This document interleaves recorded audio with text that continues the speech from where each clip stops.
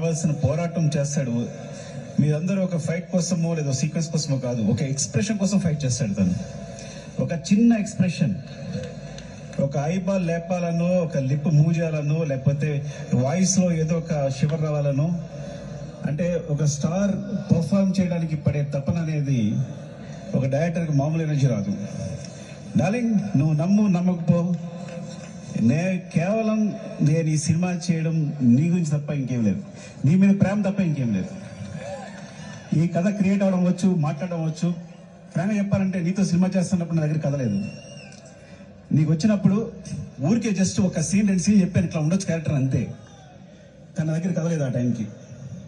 so నువ్వు నమ్మి నా తర్వాత నాకు ఇచ్చిన ప్రతి క్షణం నాతో మాట్లాడుతూ ఎనర్జీ కానీ, మన ఇద్దరు కూర్చున్నప్పుడు ఒక సీన్ చెప్పినప్పుడు నువ్వు ఇచ్చే తపన కానీ, సీన్ గురించి పడే తపన కానీ, ఈ వ్యక్తి